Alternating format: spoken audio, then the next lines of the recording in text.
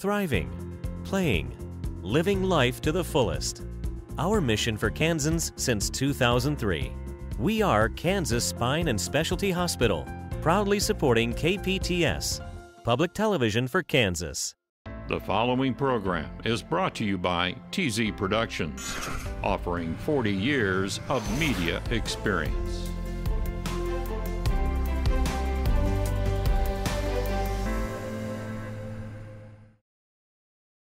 On this edition of Hatteberg's People, it's a lesson learned the hard way, and a lesson this Kansas man didn't let go to waste. He turned his personal tragedy into a timeless message for all of us. Also, find out why this woman says less is more. She ditched all the modern conveniences to go off the grid in the Flint Hills. Plus, this Kansan wants to help you relive your glory days. He's preserving those old game films. And if you like to share stories of your greatness on the gridiron, it helps to have that video evidence. And by day, this guy's job is repairing trucks. But his claim to fame is his music. Meet the world's #1 bones player right here in Kansas. Hi, everybody. I'm Larry Hatteberg. And I'm Susan Peters. Those are just a few of Larry's classic stories we're going to rewind and revisit this week on Hatteberg's People.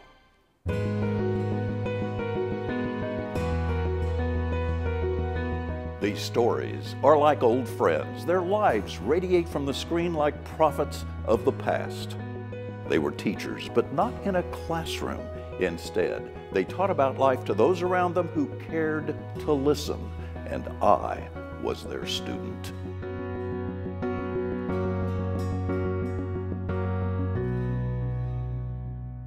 Hi, everybody. It's great to have you with us, and it is even greater to have my friend Susan Peters. You're back for another show. I'm so glad you came. Thank you so much for having me, and I'm really excited to be with you again, especially for Hatteberg's People. These stories deserve to be told, and they deserve to be on television again. Very sweet, very kind. Thank you. All right, well, this time we start with the very first official Hatteberg's People. Now, it's from 1977. And the story is about Ben Patterson, and he was a well-known rodeo star whose career was cut short, his body destroyed by a devastating accident, yet he sought to use his personal tragedy as an example. Ben Patterson's life was always centered around his love for rodeos, and he dreamed of being a rodeo star, and he almost was, until the fall of 1973 when a rodeo accident paralyzed him from the neck down. Now, his dream shattered, Patterson lies flat on his back, staring at the ceiling. For many, Ben Patterson's problems would be too much to handle, but for Ben, his attitude on life gives others hope. Another room houses Ben's mementos of his rodeo career. He was a champion in several events, and these hand-tooled saddles given as trophies attest to his skill. These are saddles Ben will probably never ride, but what he has to say about life to children now gives Ben's own life meaning. Like I say, I tell a lot of them, most all of them that I can think of, that you have only one body to last you through this life, and the best care that you can take of it is not good enough, because try to make the impression on them that not to abuse their body, because your body will get enough abuse without taking any kind of drugs or junk or alcohol or whatever. And like I say, you just have one set of teeth. I try to explain to them next set won't be near as good, and they'll be way more expensive. And I just try to kind of put this in the back of their little old mind so that they'll think about it when they go to do something that they don't really need or something wrong. Clothes on the wall near Ben's bed are a reminder of a 4-year-old son that drowned just before Ben's accident. But still, Ben counts his blessings. People take too much for granted, all of us do. We're hardly any of us thankful enough for the things that we have. Ben Patterson, a man who makes our personal problems seem small. From Niotes, Kansas, this is Larry Hatteberg. Even flat on his back, Ben was still trying to help people. You got to really appreciate everything that he went through. Admire him, too. Absolutely. He was an amazing guy. And Ben lived another 5 years. Then he passed away in 1982 at the age of 44.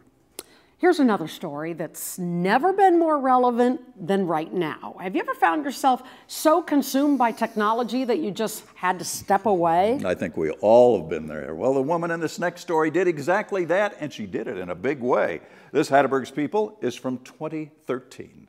I don't know, just the sense of space. Forget about roads and maps if you're trying to locate Carol Brown. This Kansas City native lives in the middle of the Kansas Flint Hills, so remote you have to go off-road. I'd rather be a pauper in paradise than rich in a hellhole.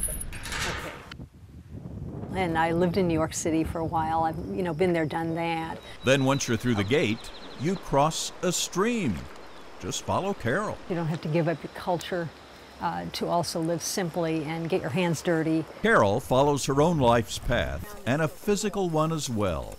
And then you arrive at her cabin.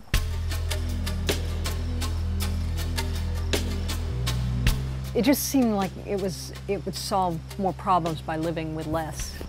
Carol doesn't like much about technology, and you won't find any in this 12 by 17 foot remote cabin. No electricity, no running water, no toilet, just an old one-room cabin with straw and mud walls. It just seems like it solves a lot of problems without having to depend on some big entity and lots of money, a high power, high dollar, high tech solution. People seem to think it's just so impossible to do, but it's not. For nearly 14 years, she's lived here off and on, mostly during the warmer months. Her bed is a hammock strung between two trees near the stream. It's one of the happiest things of being out here. But now it just seems, just as normal as sleeping in a bed. Yeah. Her tea is heated on a wood stove. The water comes from the stream in front of the cabin. That's about all I need. Inside, books line several shelves. Her clothes, neatly folded, and glass jars contain simple foods. Outside, a garden has been made near impossible by grasshoppers, uncertain rain, and sometimes floods. It isn't easy to live here, and it's frustrating. I think it's just more disappointment that, the garden didn't work out, and there is that kind of disconnect between, obviously between the way I'm living and the way the rest of society lives. Add to the fact that our society now demands internet access to survive, meaning this rural, simple life Carol loves is nearly impossible to sustain. The problem with the technological choice is that it seems to demand that everyone choose to use it, and it's becoming more and more totalitarian that way. But it is becoming, more and more difficult when every time you ask a question, the answer you get is, Google it. It's like, well, I don't Google it. I don't get on the internet. She's right. You can't get on the internet without power. Her power has been trying to live a sustainable life on the periphery of technology, with nature as her teacher. We seem to think that people couldn't learn anything before the iPad and the iPhone and the internet. So it seems to me that the things we're elevating to levels of importance are just absurd. Wow. Not sure I could do that, but I applaud Carol for being able to do that. It would be a lot simpler life anyway. It would be a simpler life, but I agree with you. I'm not sure many women could do that, but she can. And 3 years later, Carol has now moved back to Kansas City so she can look after her elderly parents. But she still goes out to the remote cabin for a few days at a time, and she hopes to one day resume her low-remote, low-tech life. All right, everybody, now, meet a guy who is embracing new technology for the sake of the good old days. Did you ever wish you could relive that winning touchdown you scored back in high school? Well, Brian Richter is trying to help you do just that. I know that there's a lot of people that, like me, who just really want to see those old things. If these reels of 16mm film could speak, they would talk of the glory days on the gridiron. I get a lot of emails and phone calls occasionally of, don't you have this? And I say no, and you can almost hear the anguish in their voice. Brian Richter of Sterling knows that feeling. As an assistant football coach at Sterling High School, the memories of his playing days weren't saved. But he's trying to change that for others. As a football coach, sometimes I'll see things on there that, hey, maybe we can do that too. And nobody's ever seen it before because it's, 40, 50 years old. Brian created a little company called oldschoolu.com that he runs out of his garage. Now, he tries to find old game films, then converts them to DVDs. So he is collecting sports memories from all over Kansas and on the internet all over the U.S. Memories that can be shared by high school sports heroes of days gone by. I know that there's a lot of people that, like me, who just really want to see those old things. Now let's go back to Eisenhower, and we're talking about Normandy. During the day, he's a history teacher at Sterling High School, many times using these sports metaphors to engage students' interest in history. That their job and to score points isn't necessarily their job. They're going to put their own personal interest second to the goal of the team. After school, history arrives in the form of more 16mm film found by someone at Oakley High School. I hate to say it, but it makes me feel good to know that I'm going to be able to preserve this stuff for other people. 1966, Oakley 7, Atwood 6, another good game. Brian Richter loves history. Oh, yes. Both celluloid and from the pulpit of a classroom. In a way, the best of both worlds, all the while saving valuable reels of forgotten football lore, so that football legends of the high school gridiron can show their grandchildren that they too were once invincible. It's like a new treasure, I guess, is how I view it as. You know, you make a good point. Yeah. So they can show their grandchildren, hey, they were once young and exactly. studly too, and everybody grows old, and these films prove it. That's right. So, these are hidden treasures for a lot of people. Good for him. I'm so glad he's doing it, too. and he's still at it. He is. He's still converting game films to digital and home movies, and he's still teaching at Sterling High School. From sports to art, Larry did this story in 2012, the year after the state of Kansas dramatically reduced funding for the arts. Now, it does feature several female artists reacting to what they saw as a crisis for the Kansas arts community, and their concerns are just as relevant today. Culture is important to everyone. Nobody wants to live in a state that has no art and culture. Rachael Buller is an assistant professor of arts at Bethel College in North Newton, Kansas. Her work is directly with students who hope to enter the art world. Well, when the state cut the Kansas Arts Commission a year ago, she and other artists were stunned at that decision by the governor and the legislature. People spend money to participate in cultural activities. They also spend money on other things, whether it's travel, food, lodging, that the arts are an economic generator. They bring in revenue more than just to pay for themselves. So Rachael found other female artists who agreed to put on the Feminist Art Project, basically a show of solidarity for the arts. The show is here at Wichita City Arts. Now, some of the art is sharp in its criticism of Kansas politicians, and the artists themselves have strong views. One describes how she felt about the art situation in Kansas as she was creating her art. And I started choosing materials that I could kind of beat up and rip apart and literally cut into, and the surfaces of my paintings became a real symbol of how this whole issue is playing out. Arts is a business, arts is a job, and we know that, and then to have a state not recognize that as a valuable part of not just commerce, but also as the cultural contract with community, is really a blow. And I use art as a means for letting children express themselves and through their trauma. So the idea that we're getting budget cuts from that is not only harmful to our creative process, but it's harmful to children. Kansas has more artists per capita than any other state in the nation, which I think is remarkable. Now, a year later, I wanted to work with artists around the state and make some connections and think about how can we work together creatively to move forward in spite of this economic crisis. At this point, no one knows for sure what the future of art funding in Kansas will be. Now, there does appear to be a softening of positions from both Governor Sam Brownback and the legislature, but so far, no funding action has been taken to restore money for the arts or an arts commission. We're going to keep creating whether or not we have the funding there, but we hope that in time it will come back around for us. We care a lot about Kansas. We love it. Our roots are here. In order to enjoy that, we really need to find out what's happening in the government and what's happening in our community, and I'd really like to see that happen. arts are very much alive in Kansas and very vibrant.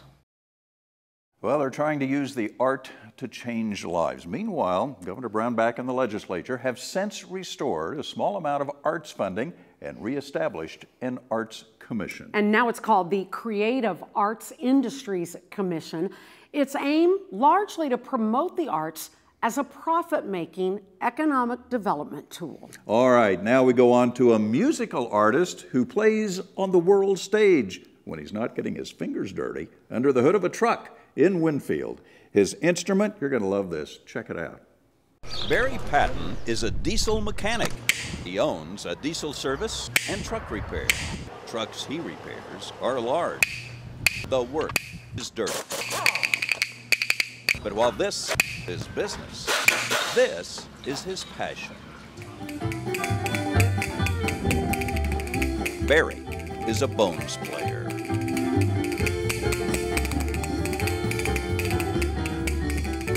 That's the reason they call them bones. They're made out of real cow ribs, the rib bone of the cow.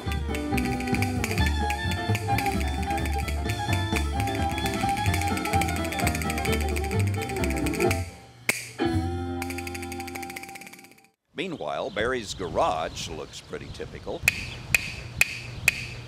Trucks worn with thousands of miles sitting like patients in a doctor's waiting room. You have your instruments over here, and here's your patient. But these titans of the road aren't the only ones with lots of miles on them.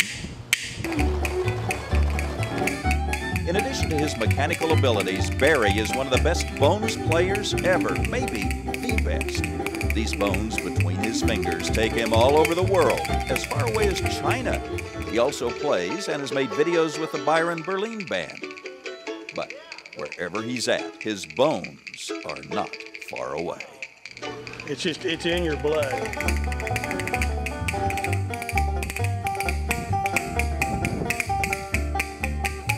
Don't ask me how I picked up the bones or what possessed me to play bones when you're 13 years old, other than people saying that, hey, keep playing them, carry that tradition on of bone playing, because it's really an old lost art.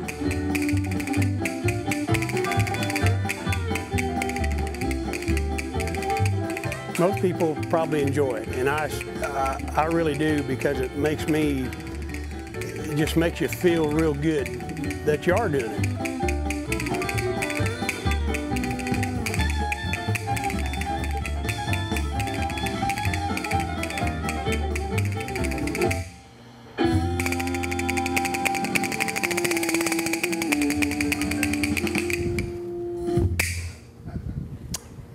There you have it. How does he do that? How does he move his hands that quickly, or his fingers? Because you'd have to move your fingers. Well, after I did the story, he gave me some bones. Yeah. Oh, I couldn't make them even click. But boy, you give them to him, and it's like magic. I love that. I had never heard of bones playing, I know, but most people haven't. Well, he's good. Well, since that interview in 2006, Barry says his career as a bones player has now reached new heights. He has performed on the TV show Deadwood and the Griffin Theater in Hollywood at a tribute to comedian Steve Martin. Imagine that. Meanwhile, Barry is giving lessons to the next generation of bones players while continuing to repair diesel trucks in Winfield. An amazing guy, repairing diesel trucks and traveling all over the world doing those bones. Playing his bones. Playing his bones. Love it. Well, here's something else you don't see every day. I was stunned the day I walked into Bob Condry's new barn near the town of Clyde. Now, it has to be the largest toy collection in all of Kansas. You go into a store today, you just don't see toys that I seen as a kid. So retired farmer Bob Condry created his own toy collection and built a 2-story barn to house it. Yeah, it's cluttered. It's cluttered. I know, I just know that for somebody else to see it, it's just too much. Now, there is no way to show you in one picture how large this collection is. But simply walking down the glass-enclosed shelves of Bob's incredibly well-kept displays, you see toys from farm-related to space, all collected by one man over a half-century. I should have made it bigger when I was at it, The big trouble here is I got probably 90% more stuff than I need in it. I started out, and there's stuff that it was really junk, and then as it got older, then well, it was kind of neat to restore it, you know, and fix it up. In a workroom in an adjacent building, he repairs many of these toys, some from scratch, some with just a new paint job. I can just lose myself when I'm building models and stuff. You have problems, and I can go in there and forget all about all the other problems of the world. I'm interested in the toys, and I pretty well know what they are, and my habit isn't harmful to me physically, like some habits are, you know. And upstairs in the barn, even more. It's something, I have to do something, and this is what I like to do. In the rows and rows of shelves, Bob says he has no idea how many toys he has or what the collection is worth. That, he says, isn't important to him. What is are the toys themselves. That's the main thing I'd say is I've had a good time. But I got a picture of me over there, and I had that toy probably when I was two or 3 years old. And they've all been restored, I'll tell you for sure. This is one of the hardest pieces that I built. It's a field cultivator. I had one in the farm. That's the reason I wanted to build it. It was kind of unusual, and the real one's 48.5 foot. And this built in 1/16 scale. I enjoy every bit of it, and I mean, I've just had a lot of fun. I've enjoyed what I've done. I've enjoyed life. I've had problems, but I can move on and have fun. Now that is a toy collection. Unbelievable. He's got a gold mine there. Oh, he does. Too. I mean, you could sell a lot of those for a lot of money, but I'm sure he doesn't want to. He doesn't want to sell anything. He wants to keep them right there, and they're almost like his children in there. I love them. That's amazing. And Bob says not much has changed since I did that story back in 2011. He said he still has the barn full of toys, as you saw there. And if you call ahead, he'll be happy to give you a tour. How cool is that? Clyde, Kansas? Clyde, Kansas. And Clyde's way up there near the Nebraska border. Yeah, it's quite a drive. Okay. Yeah. Well, speaking of collections, Larry didn't know what he was in for when he stepped into Jim Erickson's house way back in 1977. Now, Jim is a great guy and a character and never at a loss for words. The public knows this man as Leonard Kratzlow in the potato chip commercial. His real name is Dr. Jim Erickson. At home, Erickson collects tapes, comic books, movie posters, and signs like this one. Well, some people claim that all collecting is a result of an insecure person trying to provide, you know, a secure world that he can control and that's permanent. But some of it's just interesting stuff. A repeating rubber gun. Not many people have ever seen one of those. And partly it's because every time I get rid of something, it seems like in 2 weeks I have to get it back, and it always costs more. Inside his home is like walking into the past. Even his kitchen breeds movie posters and other paraphernalia that he's collected. His icebox even boasts a poster that would make one think twice before opening it for a midnight snack. Now, you see, this was supposed to be my total escape area, where you get out of the real world and into the tinsel and gossamer of Hollywood. We even got the ceiling. There was even talk of putting things in the floor. Unfortunately, I almost no sooner got to town than I started teaching film, and this doesn't work as escape anymore. It keeps reminding me of my job. Erickson is an English professor at Wichita State. He also collects books, and those books are overflowing into the corridors of his home. Oh, people always ask me what I read all these, but these are tools. When a man buys a socket set, you ask him if he's used them all. You'd be surprised, as a matter of fact, how many of these have been used, but not read. Erickson is an accomplished stage actor, and although these walls reflect his love for the art, he is still an English professor, and much of his time must be spent here, grading and correcting papers. And although his house may be out of the ordinary, this part of his life is not. Well, this is my theme correction board. There's the correction symbols on this card. You work on the paper in the middle, make your scratch notes on this thing tacked on that side. Part of my life is organized. And he is, too. This is Larry Hatteberg. I said, he's quite a guy. You know, he has a fascinating life, and Jim is long since retired, though, from WSU. He did movie reviews, you probably remember, on KMUW radio for 42 years until retiring from that in 2016. Now he's writing reviews for the East Wichita News. Well, that's a wrap-up, Susie, for this week, but next time. And he said, say it slow. So I said, Father America. Oh, he says, your father is in America. I said, yes. Then he was the one who wired my father, and half an hour later, my father knew I was liberated. From the unthinkable nightmare of Auschwitz to a quiet life on Douglas Avenue, Wichita's last living Holocaust survivor reflects on a life quickly fading away also. And this is the ultimate. Blessed beyond belief. God is letting me live a dream. The return of the Kansas Cattle Drive. It's a rare opportunity to live the life of an 1860s cowboy riding the trail across the Kansas plains. And I don't think I'd be doing it unless I had at least some hope of really becoming a top contender and maybe even being champion. In 1977, the movie Rocky was all the rage, and this Wichita fighter had dreams of becoming a champion. Who was he? And did he make it? Well, tune in next time to find out. I'm Larry Hatteberg. And I'm Susan Peters. So enjoying these Hatteberg's Great. people. Thank you. Be sure to tune in next time for another half hour of Hatteberg's people. Thank you for watching. Have a good one. Good night.